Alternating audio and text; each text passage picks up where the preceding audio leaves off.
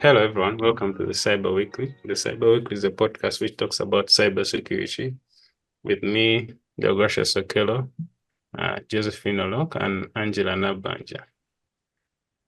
First of all, we will have to welcome back Josephine. Now the show will stabilize. Thank you. So we are also welcoming Samari. Samari is our guest for this week. Thanks. We are glad to have you, Samari. Thank you. Yeah. So I'll let Angella go through her profile briefly, then we'll continue. Okay. So today's guest is Samari Kakibale. Samari is an experienced information systems auditor. She has a bachelor's degree in information technology from Makerere University and has recently finished her Master's of Science degree in cybersecurity from the ISACA University. She has several certifications like the Certified Ethical Hacker, CISA, CISM, COVID-19, CDPSE, and currently serves as the Communications Director at ISACA Kampala. We are glad to have you, Samari. Thank you, Angela. Thank you for that resounding introduction. Thank you. Please tell us about yourself and how you got into cybersecurity. Wow. So thank you for having me. The team at the Podcast Weekly, thank you. I'm honored to meet the two amazing ladies. Josephine, I really respect you in this field highly. And they're all a young gentleman that is so brave to do something that is not being done locally. I really applaud you for that. So thank you for having me. So good evening, or whoever will be viewing this or wherever you'll be at that time of the day. I've already been introduced. My names have been shared, Samari Kakibale. And I've been immersed in the world of cybersecurity since 2012. And it's been quite a journey filled with growth and learning. My journey, really, my story begins in software development. I worked as a developer. While I was at it, a friend of mine told me about a Kenyan firm, IT security consulting firm. It was expanding to Uganda. And they did tell me there was an opportunity there. I applied to this IT consulting firm as an IT consultant. I was fortunate to get the job. And oh my God, this was the gateway to my fascinating journey of cybersecurity. This firm was called Security Risk Solutions, and I was exposed to a wide range of cybersecurity services, including IT security, IT auditing, forensics, business continuity, planning, and auditing. So I witnessed the expertise of a team that ignited my passion for the field of cybersecurity. Let me share this one defining moment while I was at Security Risk Solutions. So one day, one of our directors challenged me to pass the CISA exam because most of the consultants, most of the team was based in Nairobi. And in Uganda, we're a very lean team, basically managing the business and running things. And then the professional guys would have to come in and do the work. So he challenges me because he knew that many people really struggle with this exam and told me, you know what, I challenge you to pass the CISA exam. So I accepted the challenge and I dedicated myself to studying and preparation. And to my satisfaction, I passed it successfully on my first attempt. That was December 2012. So this certification opened doors for me. I transitioned into the banking sector as an IT auditor, and since then, I have been deeply involved in safeguarding the digital assets and ensuring ensuring security of critical systems. So I did not stop at CISA. I went ahead and got other certifications like Angela mentioned, the Certified Information Security Manager, Certified Data Privacy Solutions Expert, a Certified Ethical Hacker. I have the COVID, more into the governance of things. So my journey has been into cybersecurity has been driven by a combination of factors, which include being curious and having interest in technology and its potential, being exposed and using the opportunities that come with that exposure. Because well, as at Security Solutions, if I hadn't seized the opportunity, I probably wouldn't be here today. And of course, all this is underpinned by personal drive to get things done. So really, that has been my journey, and I'm grateful for the opportunities that I have had and the knowledge I've gained. So Angela, really, that is it, really. Has been how I got into this space. Very inspirational. Yeah, thank you.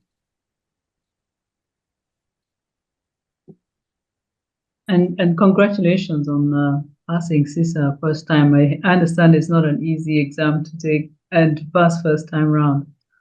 Yeah, I think that is why he placed a bait. That's why he dared me, said, you try, you pass it. And I delved into that. I read, I studied. I think I started reading about September, and I sat for the exam, I think early December, and yeah. Wow.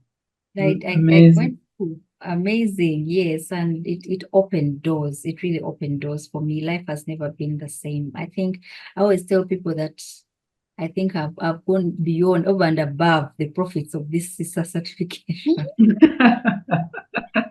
One of those where you feel like, you have overused the profits, and man.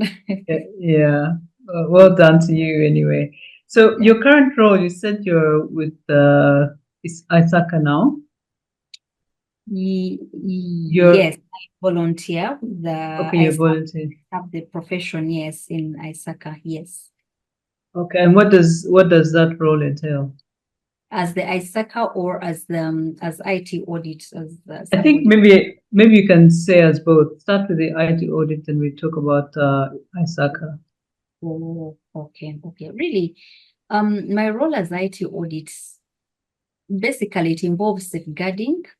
Where I work currently, it's a banking institution. We are regulators, so it involves safeguarding the bank's digital assets and ensuring the integrity of its operation. Primarily, would look at risk assessments. How are we able to identify risks? We evaluate them. We analyze potential IT risks that could compromise our systems and data. Also, I provide security assurance. And what does this mean? Making sure that our systems are secure and resilient from any shocks that come from bad actors, from negligence, from gaps and lapses in policies. Then also there's an element of compliance, the number of areas where we have to find ourselves complying to a standard, to some regulations, to data privacy laws and acts. So there are things that transactions or businesses that we conduct where we must comply. And as an IT auditor, you must give the assurance that indeed the institution is complying. You don't want to find ourselves in a place where we are facing penalties because of non-compliance. And then, of course, there's the thick of things, auditing and doing the assessments, regularly auditing systems, networks, infrastructure, looking at the domain is broad. It's broad. There's governance, where we look at our policies to make sure they are aligned, they are updated, they are relevant.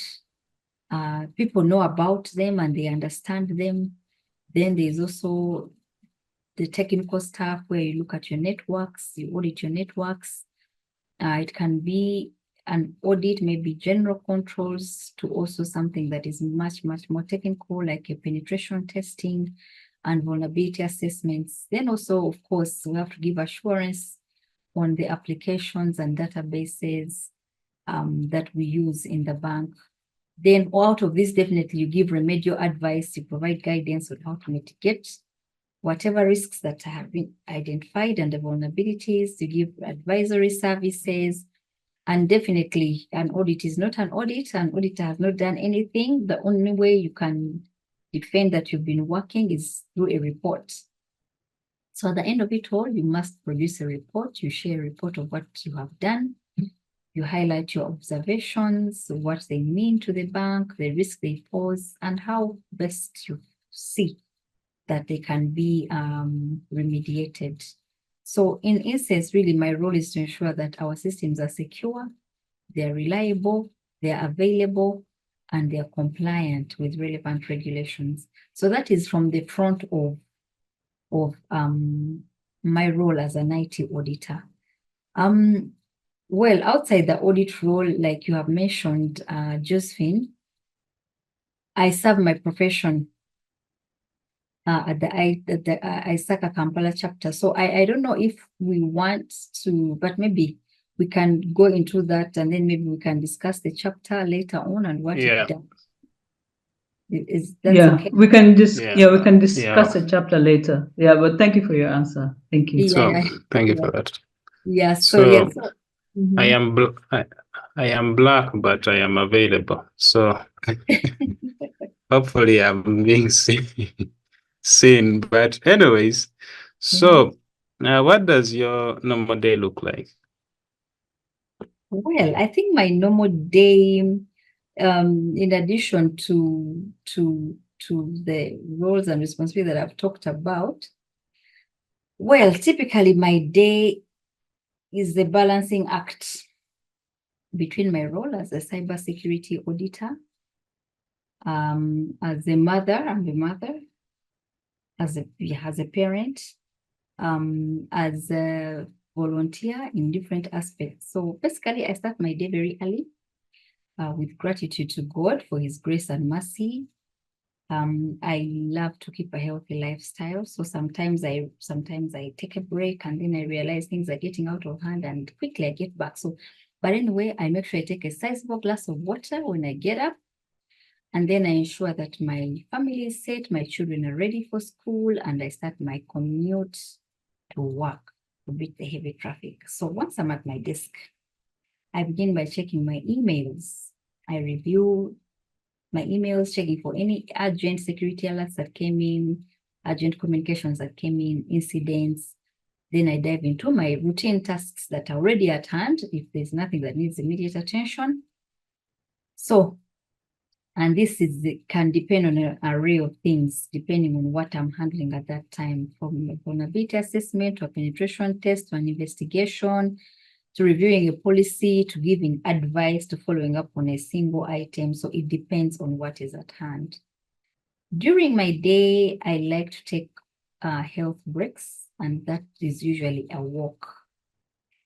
Many people find this strange and they find it, it's something that they don't easily do. But I do take a walk in the middle of my day. I get up and walk like a kilometer. I'll walk around the city. So I'll walk around the city like a kilometer or two, depending if it's lunchtime and I have a whole hour to my hands, I'll actually take a good stroll to maintain my physical and mental health. It's important for me to stay active, especially with this busy schedule and where you find yourself seated most of the time. After my work, what happens really? I have tasks to perform as the Director of Communications and Marketing for the ISACA Kampala Chapter. And this can range from meetings to emails to work plans to reports. And on other instances, I'm also heavily involved in church ministry where there are tasks that I also volunteer in. So also there, I do have things that I do there. And all this is because I have faith and belief in giving back to my community in terms of my skills and in terms of my time and resources. So that is what I do after work and out of work. But once I'm home, I focus on being a mother, the homework, spend time with your family, and make sure that they have time with you. So balancing my work and personal life, usually it's a challenge and many of us face it, but you have to be intentional about it. So I prioritize my responsibilities and try to find ways to be efficient and productive. And I must say that sometimes this is not a one person, a one woman's ability. really I have a support system that helps me through it. My family, my friends, my colleagues, they help you to keep the whole balancing act. But typically, that is what a day tends to look like. Yeah. Is there a worry that you have that when you are having your walks that there will be an attack during that period? An attack on the systems. Yeah, on the systems. No, not really, because I use lunch break. Most times I use my lunch break depending on the weather, how the weather is looking like. And if it's too hot, maybe I'll use the evening. So it depends on how the weather is looking like. But no, I don't have those worries. And well, in as much as I think audit is progressing to proactive monitoring, I think, and that's where I think the conversation should head to in terms of internal audit. But at the moment, we are still heavily on the side of reactive. We are still heavily reactive. So you'll find that most of the times what you're dealing with is on the reactive end of things. You are dealing with things that have already happened. In as much as we learn from those experiences, and along the way we find things that have not yet happened and we stop them from happening. But much of the time, you will not be on the first line of defense where these guys have to deal with incidents on the fly. Yeah.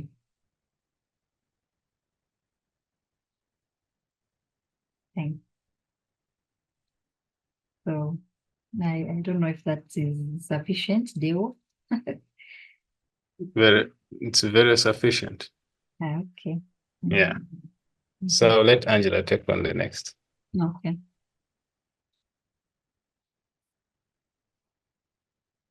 Angela, you're on mute. Sorry about that. I'm saying, thank you, Samari, for that. This work-life balance is a paradox so many people talk about, but it's nice to see that you juggle so many things and you do them so well.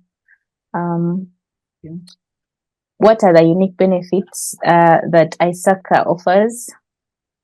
And what is the best choice that you would recommend for someone? Choice for courses at ISACA. Oh, courses at ISACA. Okay. Well, we can start with the benefits of the chapter. So ISACA, well, looking at the previous podcast, I believe we've already understood what ISACA is. But if anyone is for benefits or purposes of anyone who is tuning in for the first time, and this is the first podcast they land on. So ISACA is about Information Security Association, Information Security Assurance and Control Association. It offers a comprehensive suite of resources and certifications that are designed to equip anyone interested in pursuing a career in assurance, but more so assurance in the IT space. So it equips you with knowledge and the skills that you need to excel in today's dynamic and complex landscape. So what value proposition does ISACA provide? One, there is professional development. That is the starting point. It offers a number of certifications which are globally recognized. So that means that whether you have attained your certification from Uganda and you want to relocate to Europe, to Asia, to America, your certification will still be applicable and relevant and accepted. So there are quite a number, and there's this auditor certification, that is the CISA. There's the Certified Information Security Manager. There's the Certified Governance IT, and then there's Certified Risk. So all these, what they do is that they validate your expertise in various areas of governance, risk management, and cybersecurity domains.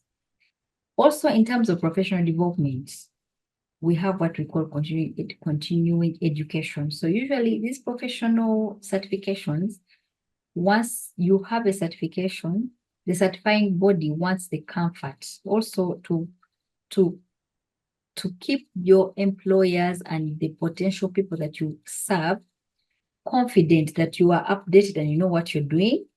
So you have to give the assurance that you are interested in continuous education. You're keeping yourself up to date. And how does this work? By ensuring that every year you report on your continuous education points, and you can get this through also the chapter. And how is that done? Members have access to a wealth of education resources, webinars, conferences, online courses, and all these help you to stay sharp.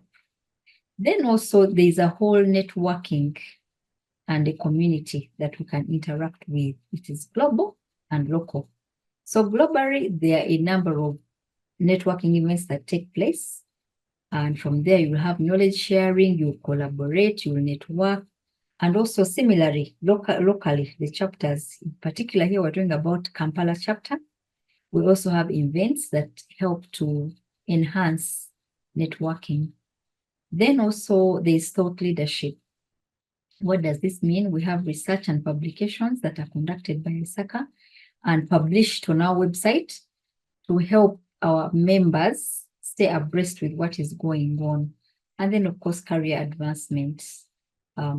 Because of employers, sometimes employers come to our chapter to ask us about potential employers, the employees. They want to recruit, and they come to the chapter to ask for potential employees. So there's also an opportunity for members to find placements once they are part of us. So when you join ISACA, Angella, when you join ISACA, as an IT professional, you gain access to a wide range of benefits that support your professional development, networking, and career development.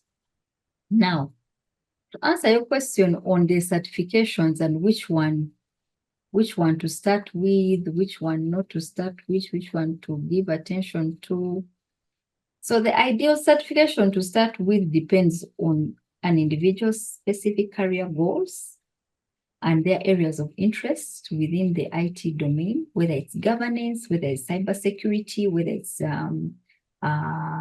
auditing, risk management. So, but generally, when you're choosing a certification, we can consider a number of factors. One, what are your career goals? What do you want to achieve in your career? For example, Angella, you may not be geared or inclined towards audit. However, you can feel more inclined, since you're more in operations and all that, you will want to have to have secure operations, to do your work in a more secure manner. So in that case, you'd think of the Certified Information Security Manager, or you'd think of the Certified risk expert, because it would help you in your day-to-day roles. Also, you look at the experience level of the professional who is interested. What area do they have experience in? What have you been doing over the time? Have you been in risk management? Have you been in operations? Have you found yourself in cybersecurity? And also your learning style. Do you prefer self-study, classroom-based training? So all these factors should help anyone who is interested in an ISACA certification to pick which one in particular they are interested in. But for purposes of this engagement, of this conversation, briefly, let me talk about this. We have the Certified Information Systems Auditor. If you're interested in auditing and control assessment and governance, CISA is a great place to start. It is a comprehensive certification that covers a wide range of audit topics. And then we have the CISA, that is the Information Security Manager. And if you're focused on information security management and leadership, CISA is a valuable certification for you, because it will cover topics such as information security governance, risk management, incident management, compliance. Angela, I think that one can work for you. Then also we have the CGATE. This is a Certified Governance, Enterprise Architecture, and Risk. So now this is for people who are interested in governance and risk management. It tends to cover topics on enterprise architecture, governance frameworks, risk management. And then we also have the C-Risk. That is the Certified Risk Control, assessment. This one is about people who have an interest in risk assessment and control assessment, and it focuses on identifying, assessing, and managing risk. So really, ultimately, the best way to determine the certification for you, right for you, is to do your research in relation to your interests, your experience, your learning style. And I believe that once you have gone through that, you should be able to find yourself in a comfortable decision-making position. And also the benefit of being of having a chapter here locally is that we are able to guide you. When you reach out to the chapter, we have a team of counselors that can sit you down and take you through what best certification you can kickstart your career. So the team at the chapter is available to also guide. Yeah. Thank you so much, Samari, for that. Samari, I want to report that I joined ISACA last week but one, and I already attended one conference. So I have 4 CPE points already. Wow, congratulations. That's a Yes. very good start. So in case you're struggling with certification to pick from, we are here. Even Angela, yeah, she will definitely also, she has a wealth of knowledge. Thank you so much. Yeah. Although I must admit, I joined 2020, ISACA 2020, so I'm actually also quite new. At the time, I was looking for governance certification, so I was advised to do COVID, and then I did the CGIT. So yeah, so it's been very useful. So thank you for that. Your role at ISACA Kampala Chapter is as the communications. You said marketing and communications director, I think. Yes. So can you just talk a little bit more about it? I know you talked about it earlier, but just to give us some more detail about what it is that you do there. Okay. Yeah. So the communication and marketing, I think, is just that you communicate and then you market. But so all these notifications that we see coming around about events, about webinars, about community day, about certifications. So all those fall in the docket of communication and marketing. We also coordinate with sponsors, third parties.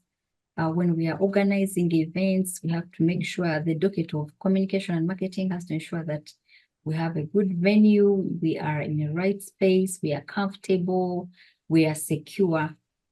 So really, we notify our members and interested parties on events and activities. We are responsible for all communications, but we are not limited to the publication of the monthly newsletter. There's much more than that. We also encourage member articles in association publications. So members would like to publish articles. We are available to help you do that. And then also we encourage and support local press coverage of chapter activities. I think you've seen some press runnings in the newspapers. You've seen some of our directors on TVs. We encourage also, we distribute copies of publicity placements through the different domains. Also, we serve as a liaison between the third parties, our sponsors, the people advertising, and also we help with publicity of chapter events as appropriate, whenever and however. So it's basically about the brand, making the brand visible, making it known in a manner that it will reach all the audience, the intended and targeted audience. So basically, that's what communication is all about. Make sure the message is understood, our vision is understood, and it reaches the right audience. Yeah. Okay. Yeah. Thanks for that. So your hands are full with the upcoming event, huh? Yeah. Basically, and in fact, there's a taking place right now that I could not attend. I missed last Tuesday because it was conflicting with another one. So now I had to attend to this. So thank you for that. Thanks for having the chapter. So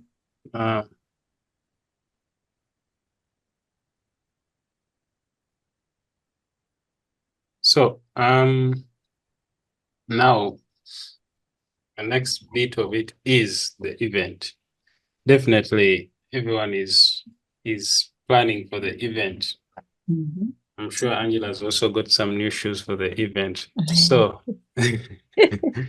what should we what should we expect on the event? Basically, yeah, what should people expect from this year's event, and what are the fees and all that? Okay, so every year ISACA holds an information security conference. It is one of a kind. It's grand. In fact, it's the best in East Africa. If you have an opportunity to try to check out East Africa, the Kampala Chapter InfoSec conference is usually the best. So this year, it will take place from September 18th to 20th. And it will be at the Speak Resort Munyonyo in Kampala. The theme this year is interconnected ecosystems navigating the challenges. I think the theme speaks for itself. Of course, technology is progressive. Technology is not what it was 10 years ago. Right now, everything is interconnected. You have your bank account, but you have your app, but you need your smartphone to install the app. I mean, the app is running on a phone that does not belong to the bank. And then unlike before, I would have to go to the bank to withdraw physically. Now the bank does not have control of that. And so now also the phone, somebody has to make sure that the app on the phone and the mobile money platform that is also connected to the app are able to communicate together. And then after that, when they are communicating, remember now I want to use my app to send money to the Europe. And now we also have elements of SWIFT, of RTGS. So everything is interconnected. That is from the space of the financial system. There's even so much more that is interconnected. So that is why this year we felt that we should navigate the challenges of the interconnectedness of our systems. And well, this is one gathering that will bring together over 500 professionals in the fields of information technology. And these will be from audit, from risk management, IT governance, cybersecurity. It will feature a number, it's going to be very interesting. We will have master classes, we'll have workshops, we'll have dynamic panel discussions, focusing on critical topics that we are going to look at, that I'm going to briefly talk about. And the topics really will be about digital trust.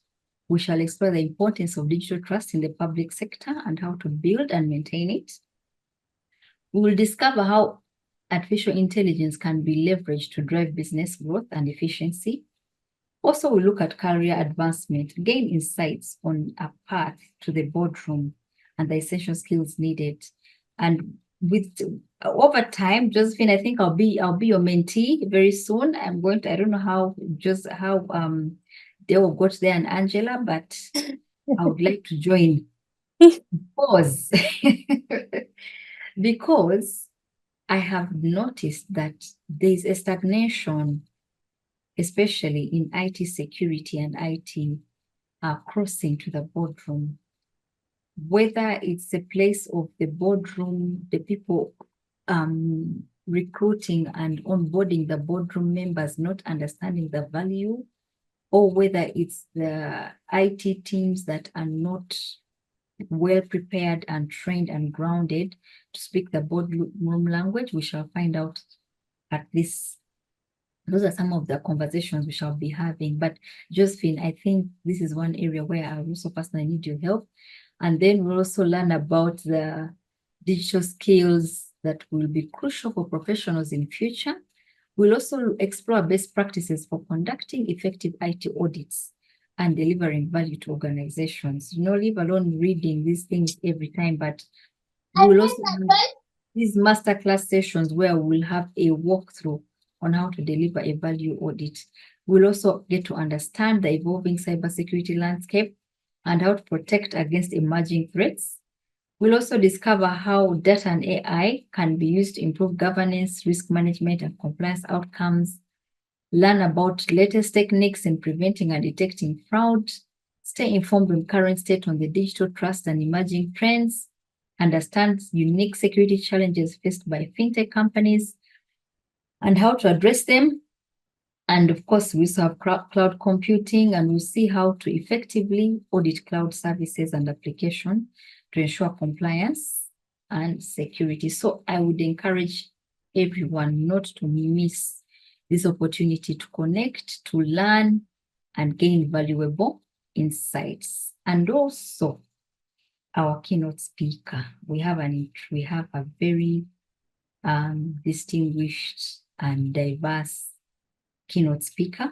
We'll have an array of speakers, but in particular today, I would like to bring to our attention the keynote speaker, who will be the Deputy Governor, a distinguished economist, and the Deputy Governor of the Bank of Uganda, Michael Ating Ego, will be our keynote speaker. And what makes him stand out? Really, he has an experience of over 30 years in central banking, macroeconomic policy, financial regulation. Don't fear these words. But Ating Ego has played a pivotal role in shaping Uganda's economic policies and ensuring financial stability.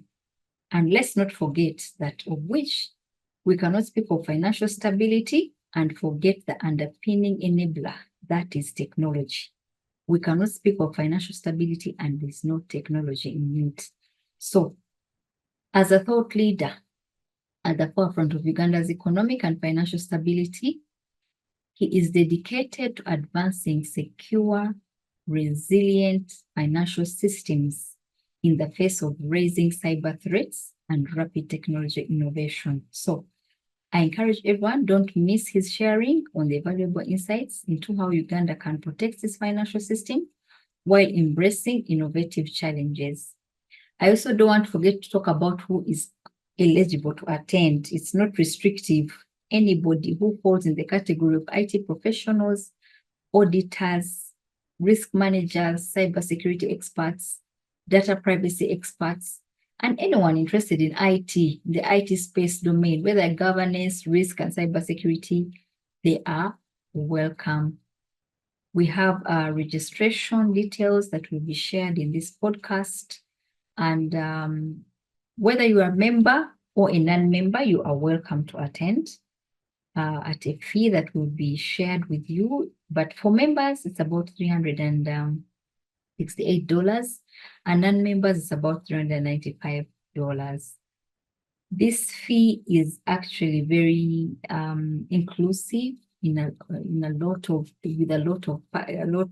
it comes with a very attractive package. In addition to the content of the seminar, of the conference, there are master classes, sessions by industry experts. Of course, we will feed you with the 3-course buffet, international style at Munyonyo. You'll have refreshments, there will be networking opportunities. We shall also have a conference take-home kit. We'll have a raffle draw to win prizes, and we shall have a cocktail. Angella, don't miss that one. We'll have a cocktail at the end of the event, but the icing on the cake, you will earn 21 CPE credit points. So we'll have points for you. And in a year, you need 21 points for one certification. So if you have one certification, you'll be sorted for your entire year. So I don't want any of us to miss the conference, because that is what is in store for us. And I know we shall leave when we are equipped to face the challenges in the interconnected ecosystem. Thank you. Thank you for that. When you said 30 years of experience, I thought of how young I am. So I have a lot of... There's a lot you're going to learn. There's a lot of information I'm supposed to learn. Yeah, sure. Yeah. So,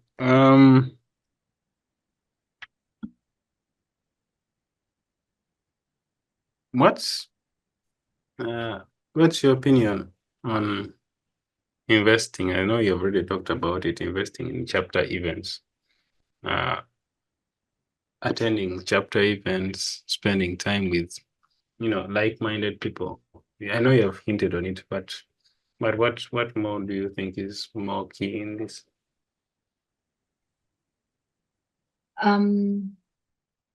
Gaining a wealth of knowledge from the experts that will be there. Last year, we had a masterclass that took us through a hands-on on how to assess, was it like a database, an Oracle database, I remember. It was a real gift for us because from there, we were able to go back to their respective organizations and do this as opposed to, somebody standing and just sharing a PowerPoint without taking you through it one-on-one. So through the master classes, we will be able to get hands-on training on how to conduct some of these very technical assessments. Then also networking, we cannot underestimate the power of networking because I have personally met people in these events that have blessed me, poured into me, guided me on my journey, and I've also met people whom I have guided. There are people that I have met, and then they call me the next week and they tell me I'm stuck. I don't know how to do this. I don't know how to do this. And I just met them at the conference. I've never even met them outside that space. And I have assisted them, say, help me with the program to do this and this and this, and I've helped them with it. So that is what we call the power of networking and getting to meet people. And then also career advancement, will be motivated on how you can advance your career and by talking to people, which areas you can go to. And if you're also seeking employment, you get in our database, and when opportunities arise, definitely we'll reach out to you. So it's all about the knowledge, it's about the networking, it's about the positioning. Yeah.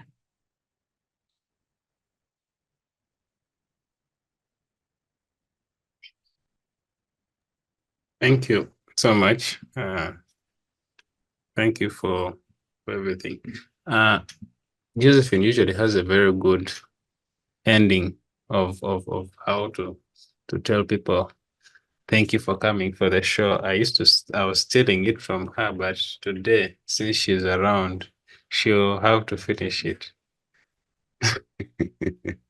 Dale. Anyway, so Samari, thank you so much for giving us a detail on the event.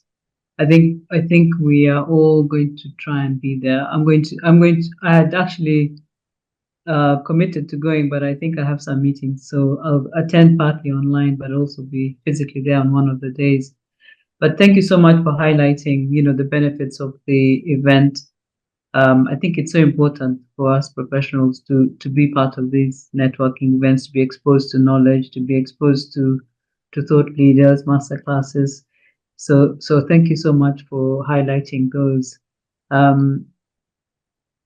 As I said, we are committed. We are going to be there, and we appreciate you being on the show. And we are very privileged being able to help you to market the event and to reach out to a larger audience, especially with those who follow us. So we really appreciate you taking the time to come onto our show. I don't know if you have anything that you want before we wind up. If you have anything parting shot for our audience, something that you perhaps want to say before we say goodbye. I was saying, really, it's about being thankful, being grateful. Thank you for having me on the Cyber Weekly. I have been following the Cyber Weekly, and I was honestly looking forward to the day when I'll be invited. So I think, I don't know whether it's ISACA or this is one of the benefits of serving. So maybe if I wasn't serving, I would not be here today. Thank you for having me, but I have been following Cyber Weekly and I'm motivated by what this team is doing. I'm inspired and it's amazing what you're doing. I'm happy to be here. It has been a pleasure discussing cybersecurity, so especially ISACA and the role that it has to play. So as a parting shot, I would like to emphasize the importance of continuous learning and adoption in our ever-evolving technology landscape of cybersecurity. So it's very important for our listeners to stay informed about the latest threats, technologies, and best practices. I'd also like to tell our listeners and us on the show, invest in your professional development. How? Pursue certifications, attend conferences, network with industry peers. And remember, cybersecurity is a team of efforts. Collaborate with your colleagues, with your team members, share knowledge, work together to protect wherever you are, your organization, whether you're in consulting, to protect your clients from cybersecurity threats. So thank you once again. Thank you for your time. Thank you for your attention. Thanks for having me. Thank you, Deo, for partnering with ISACA. Thank you, Josephine, for being a flag bearer for ISACA. We really appreciate you. Angela, thank you for joining us. And we know that this is just the beginning. We'll have more of you at the chapter. Thank you. Thank you so much for your service, Samari. And thank you, Samari. Thank you. Thank you all for serving. Thank you. Thank you, Samari. So, for our audience, check out episode 39, where we had our IPP, immediate past president of ISACA, Bernard Wanyama. Other than that, see you all in the next episode. Thank you. Thank you, Dale. And thanks, Angela.